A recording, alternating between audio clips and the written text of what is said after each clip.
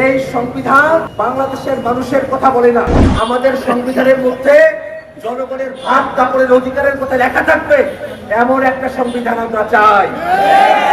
ভারতে আশ্রয় দিয়ে বাংলাদেশের মানুষের সাথে বিএনসিপি করার দায় মোদী সরকারকে নিতে হবে। এই কারণে আমরা মোদী সরকারের কাছে আহ্বান জানাবো, যত দ্রুত সম্ভব শেখ হাসিনাকে বাংলাদেশের বিচার ব্যবস্থার কাছে অবশ্যই হস্তান্তর করতে হবে। একই সাথে বাংলাদেশে দীর্ঘ সময় ধরে একটা সংবিধান চলে আসছে। এই সংবিধান বাংলাদেশের মানুষের কথা বলে না। খাদ্য, বস্ত্র, বাসস্থান, শিক্ষা, চিকিৎসার যে অধিকারের কথা, সেই অধিকারের কথা এই সংবিধানের মধ্যে নাই। মানুষের মৌলিক অধিকার নিশ্চিত করার কথা এই সংবিধানের মধ্যে নাই। আমরা 50টা বছর পেরিয়ে হয়ে গেছে, আমাদের সংবিধানের মধ্যে জনগণের ভাত কাপড়ের অধিকারের কথা লেখা থাকবে এমন একটা সংবিধান আমরা চাই। এমন সংবিধান থাকবে যে সংবিধানে বাংলাদেশের মানুষের কথা থাকবে, ধর্মীয় সম্প্রীতির কথা থাকবে, সেকুলারিজমের নামে ইসলাম বিদ্বেষ, ধর্ম বিদ্বেষের কথা ওই সংবিধানের মধ্যে থাকবে না।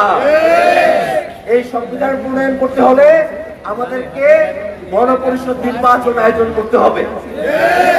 সে কারণে সংস্কার, বিচার এবং নতুন সংবিধানের দাবিতে সারা দেশব্যাপী এনসিপির যে জুলাই পদযাত্রা চলছে, এই জুলাই পদযাত্রার বার্তা আলমডাঙ্গা, চুয়াডাঙ্গার প্রত্যেকটা ঘরে ঘরে আপনারা কি পৌঁছায় দিবেন? ইনশাআল্লাহ। এনসিপির কার্যক্রমকে এগিয়ে নেওয়ার জন্য আপনাদের এলাকায় জাতীয় নাগরিক পার্টি এনসিপির যুগ্ম সদস্য সচিব মোল্লা মোহাম্মদ ফারুক এহসান আছেন। মোল্লা মোহাম্মদ ফারুক এহসান ঢাকা বিশ্ববিদ্যালয়ের আইন বিভাগের শিক্ষার্থী। মোল্লা মোহাম্মদ ফারুক এহসান আমার বন্ধু। আমরা একসাথে হাসিনার ফেসিবাদের বিরুদ্ধে দীর্ঘ সময় ধরে আমরা লড়াই করে এসেছি। ছাত্রলীগ আমাদেরকে অ্যাটাক করেছে, আমাদেরকে মারধর করেছে ন্যায্য কথা বলার কারণে, কিন্তু মোল্লা মোহাম্মদ ফারুক এহসান আপনাদের আলমডাঙ্গার সন্তান, কখনো ভয় পায় নাই,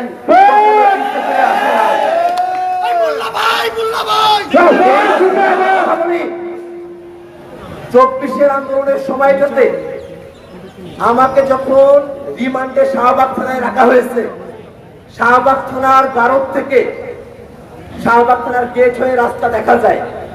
আমি দেখি লম্বা চিকন করে একজনকে ছাত্রলীগ বাঁধতে বাঁধতে রক্তাক্ত করে শাহবাগ থানার ভিতরে নিয়ে আসছে। আমি দরজা থেকে সামনের দিকে তাকায় দেখি সেটা আর কেউ না, সেটা আমার বন্ধু মোল্লা ফারুক এহসান।